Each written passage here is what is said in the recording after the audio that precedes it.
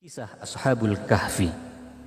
Kisah Ashabul Kahfi adalah kisah yang menceritakan tentang 7 orang pemuda yang tertidur dengan sangat lelap, atau lebih tepatnya Allah tidurkan di dalam sebuah gua selama kurun waktu 309 tahun. Para pemuda itu bersembunyi di dalam gua untuk melarikan diri dari kekejaman raja yang memimpin negerinya. Raja itu bernama Dicyanus.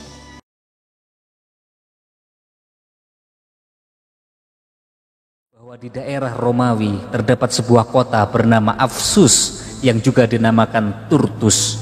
Nama kota itu di zaman jahiliyah adalah Afsus. Kemudian ketika Islam datang dinamakan Turtus. Mereka mempunyai seorang raja yang solih. Beberapa waktu kemudian raja itu wafat.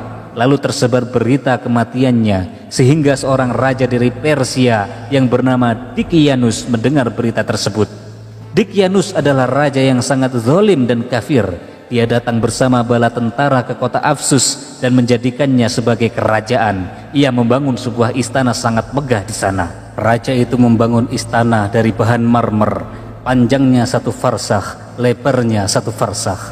1 farsakh itu setara dengan 5-6 km. Di dalamnya terdapat 4.000 pilar yang terbuat dari emas dan terdapat 1.000 lampu emas. Lantainya dari bahan suasa, yaitu logam yang berisikan campuran antara emas dengan tembaga. Setiap malam diisi dengan minyak wangi yang sangat harum. Istana itu dijaga dengan sangat ketat oleh para pengawal.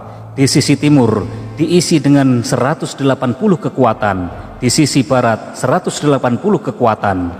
Matahari mengelilingi istana itu dari sejak terbit sampai terbenam. Ia membuat singgasananya dari emas yang panjangnya 80 hasta dan berhiaskan mutiara. Ia letakkan di sebelah kanan singgasana 80 kursi emas untuk para panglimanya. Di sebelah kirinya 80 kursi emas juga. Dia duduk di atas singgasananya sambil mengenakan mahkota di atas kepalanya. Mahkotanya terbuat dari emas cetakan yang mempunyai 9 pucuk. Pada setiap pucuk terdapat lampu yang bersinar, laksana lampu yang bersinar di malam yang gelap. Ia memiliki 50 remaja dari anak para panglima. Mereka berpakaian yang terbuat dari sutera merah dan celana yang terbuat dari sutera hijau. Mereka memakai mahkota, gelang tangan dan gelang kaki yang terbuat dari emas berkilauan. Dia juga jadikan 6 pemuda dari kalangan ulam sebagai menteri-menterinya. Dia tidak akan menetapkan satu keputusan tanpa diskusi dengan mereka. 3 orang dari mereka berdiri di sebelah kanan dan 3 orang di sebelah kiri sang raja. Bahwa 3 orang yang di kanan adalah Tamliho, kemudian satunya Muksalmina, dan yang terakhir Muhsalmina. Sedang yang di sebelah kiri adalah Martulius, Kaitus, dan Sadanius. Raja itu senantiasa meminta pendapat dari mereka dalam segala urusan.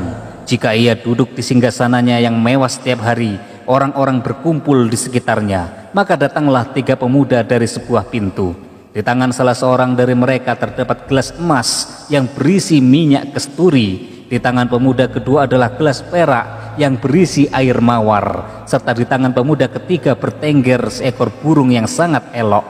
Jika yang satu berteriak, maka burung itu terbang menuju gelas yang berisi air mawar. Lalu ia mandi dengan air mawar itu. Bulu dan sayapnya menyerap air mawar yang sangat wangi. Jika yang kedua berteriak, maka si burung terbang menuju gelas yang berisi minyak wangi. Burung kecil itu pun mandi dan menyerap minyak wangi dengan bulu dan sayapnya. Kemudian jika yang ketiga berteriak, maka burung itu terbang menuju mahkota raja untuk kemudian mengibaskan bulu dan sayapnya di atas kepala raja. Raja itu memegang kekuasaannya selama 30 tahun tanpa pernah mengalami sakit kepala, panas, flu, dan sakit lainnya. Melihat keadaan dirinya seperti itu, ia menjadi sombong dan angkuh, sehingga dia mengakui bahwa dirinya adalah Tuhan. Dia mengajak menteri dan rakyatnya untuk menyembah dirinya. Setiap orang yang menerima pengakuan darinya sebagai Tuhan akan diberi hadiah dan mendapatkan keistimewaan. Sedangkan yang enggan untuk menerimanya akan disiksa, bahkan dibunuh.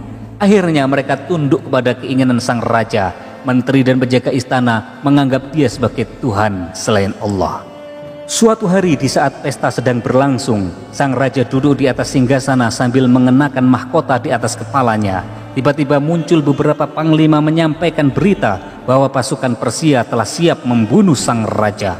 Sang raja amat panik sehingga mahkota yang dikenakan jatuh di atas kepala, sedang ia sendiri terjungkal dari singgasana. Salah seorang dari 3 pemuda yang berada di samping raja menyaksikan hal itu. Dia adalah si cerdik bernama Tamliko. Pemuda itu berpikir dan berkata dalam hatinya, jika Dicyanus adalah Tuhan seperti yang ia akui sendiri, pasti dia tidak akan sedih, tidak akan tidur, tidak akan kencing atau buang air, karena semua bukan sifat dari Tuhan. Setiap hari ke-6 pemuda tersebut berkumpul di tempat salah seorang dari mereka. Setelah peristiwa tadi terjadi, mereka berkumpul di tempat Tamliko. Namun Tamliko tidak ikut makan dan minum. Mereka bertanya, "Wahai Tamliko, mengapa engkau tidak makan dan minum?" Tamliko kemudian berkata, "Wahai saudara-saudaraku, telah terjadi sesuatu dalam hatiku. Ini yang mencegahku makan, minum, dan tidur." Kemudian teman-temannya bertanya, "Wahai kawanku Tamliko, apakah yang membuatmu seperti itu?" Kemudian Tamliko menjawab, "Aku sudah lama sekali berpikir tentang langit. Aku bertanya, siapakah yang meninggikan langit menjadi atap yang kokoh tanpa perlu adanya pengikat di atasnya, tanpa perlu adanya tiang penyangga di bawahnya? Siapakah yang menjalankan matahari dan bulan? Siapa yang menghiasi langit dengan bintang gemintang? Lalu aku berpikir tentang bumi ini. Siapa yang menjadikannya terapung di atas permukaan laut? Siapa yang menahan dan mengikatnya dengan gunung-gunung yang kokoh agar ia tidak tenggelam? Kemudian aku berpikir tentang diriku. Aku berkata, siapa yang mengeluarkanku dari rahim ibu? Siapa yang memberiku makan dan membimbingku? Sungguh ada pencipta dan mengatur semua ini. Dia bukan Dicyanus." 5 pemuda yang lainnya kemudian tersungkur di atas tanah. Dia mencium kedua kaki Tamliko dan berkata, "Wahai Tamliko, sungguh telah terjadi di hati kami apa yang telah melanda hatimu. Berilah kami petunjuknya, wahai saudaraku."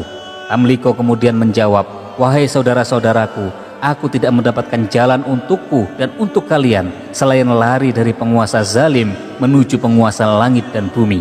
Mereka kemudian berkata, "Pendapat yang benar adalah pendapatmu, wahai saudaraku." Tamliko kemudian bangkit, membeli kurma dengan uang 3 dirham, lalu menyimpannya di dalam selendang. Mereka naik kuda dan pergi keluar kota.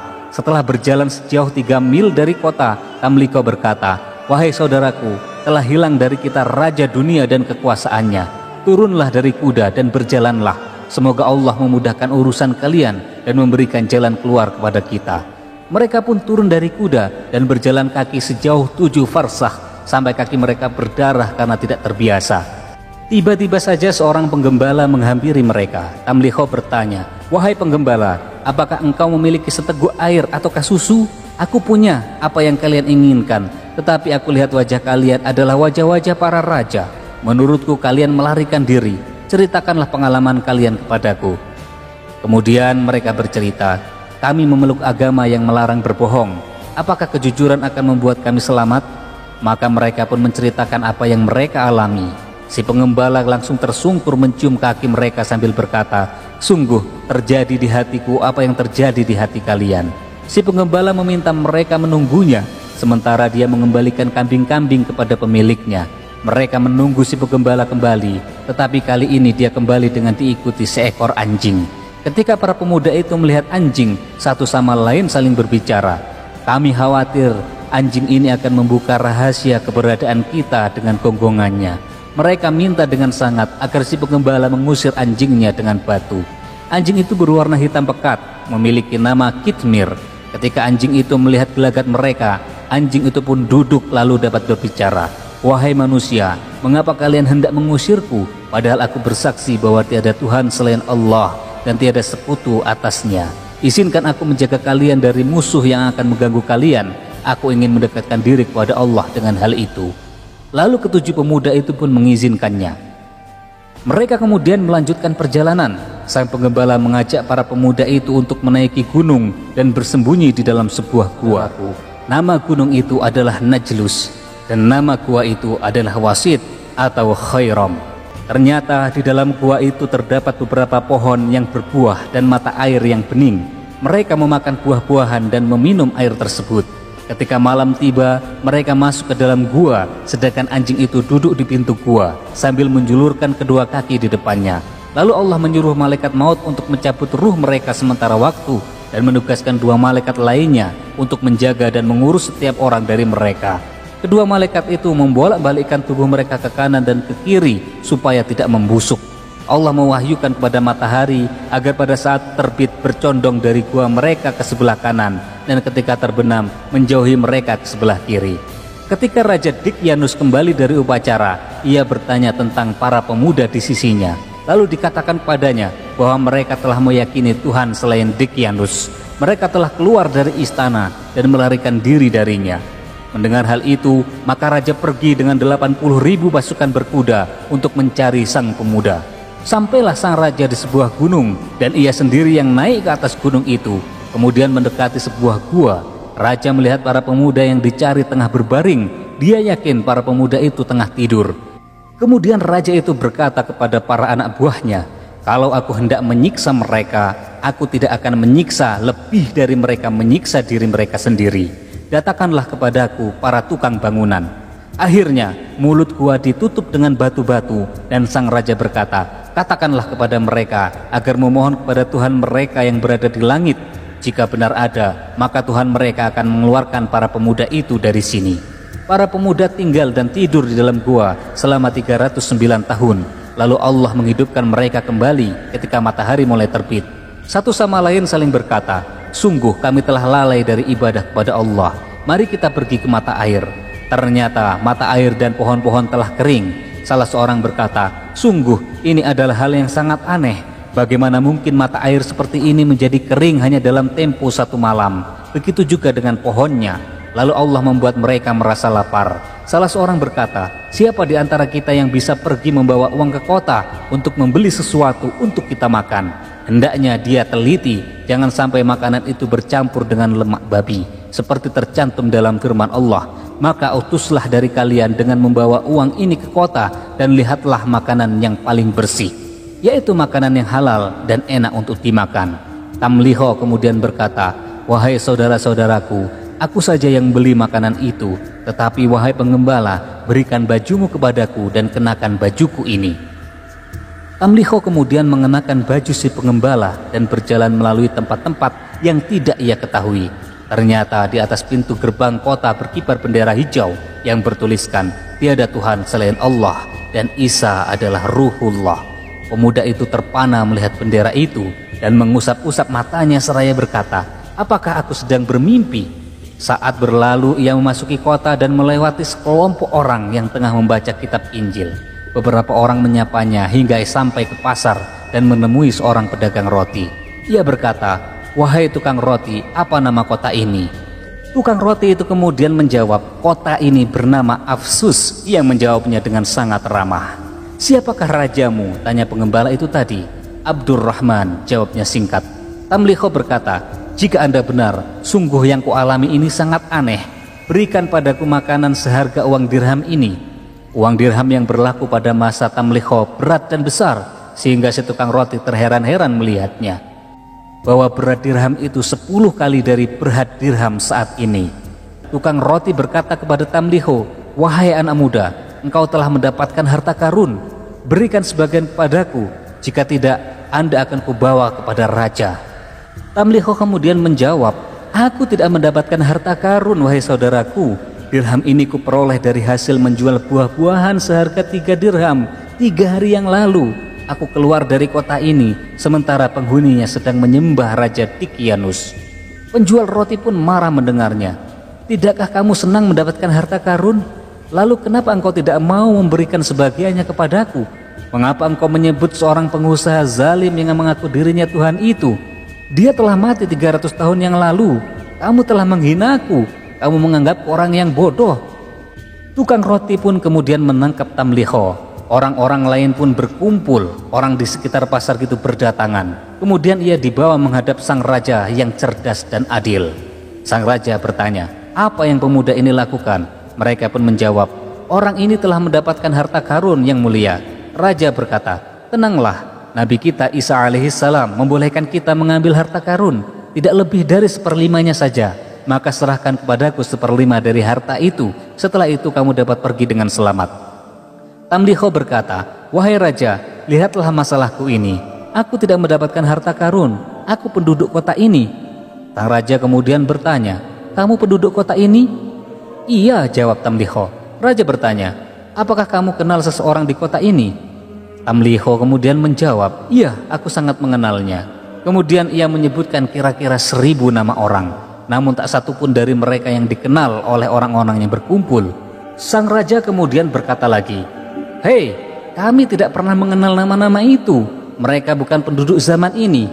Apa kamu punya rumah di kota ini?" Tamliho menjawab, "Iya, wahai paduka yang mulia, utuslah seorang bersamaku." Raja kemudian mengutus beberapa orang untuk pergi bersamanya. Mereka pergi menuju sebuah rumah yang berada di dataran tertinggi di kota itu. Mereka sampai di satu rumah dan lalu mengetuknya. Tidak lama kemudian keluarlah seorang yang tua renta. Kedua alisnya panjang terurai ke bawah menutupi kedua matanya. Pengawal berkata, "Pemuda ini mengaku bahwa ini adalah rumahnya." Orang tua itu marah dan menoleh kepada Tamliho, "Siapa namamu?" Kemudian Tamliho menjawab, "Namaku Tamliho bin Filsin." Jawab Tamliho. "Ulangi lagi." "Tamliho bin Filsin." Kemudian orang tua itu tersungkur menciumi tangan dan kaki Tamliho. "Dia adalah kakekku. Dia adalah salah seorang pemuda yang lari dari Dikyanus, raja yang zalim, menuju raja langit dan bumi.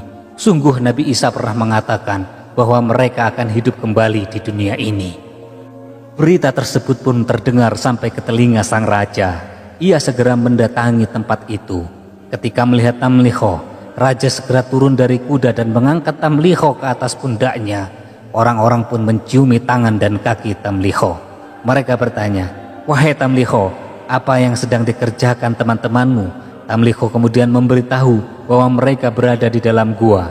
Pada saat itu, kota Afsus dikuasai oleh dua penguasa, yaitu penguasa mukmin dan kafir. Keduanya lalu berangkat diiringi para pengikutnya.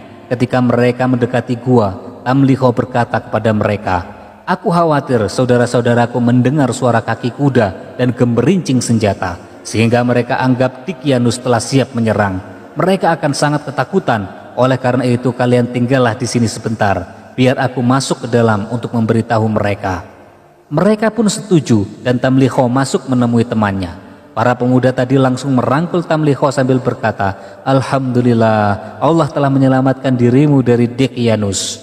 Tamliho kemudian berkata, "Tahukah kalian berapa lama kita tinggal di tempat ini?" "2 hari 1 malam," jawab mereka. Tamliho berkata lagi, "Tidak, tetapi kalian tinggal di sini 309 tahun. Dikyanus telah mati. Waktu demi waktu telah berlalu dan kini penduduk kota telah beriman kepada Allah yang Maha Besar."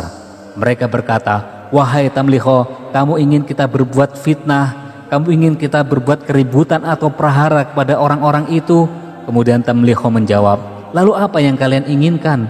Mereka berkata, "Angkatlah tanganmu, kami akan mengangkat tangan kami." Mereka semua mengangkat tangan dan berdoa, "Ya Allah, demi kebenaran yang Engkau tampakkan kepada kami, berupa keanehan dalam diri kami, cabutlah nyawa kami agar tidak seorang pun mengetahui kami."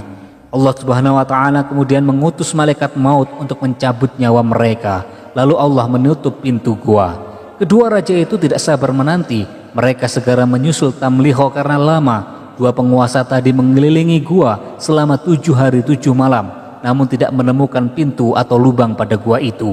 Mereka berdua yakin bahwa itu adalah kebesaran ciptaan Allah yang Maha Mulia, dan bahwa keadaan ini merupakan pelajaran penting yang diperlihatkan kepada mereka semua.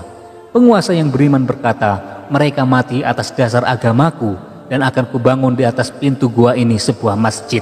Sementara penguasa kafir berkata, "Tidak, mereka mati atas dasar agamaku, dan akan kubangun tempat peribadatan." Akhirnya mereka berperang, dan penguasa mukmin mengalahkan yang satunya lagi, yang dijelaskan Allah, dan berkata orang-orang yang menang, "Akan kami jadikan di atas mereka sebuah masjid." Itulah kisah mereka, wahai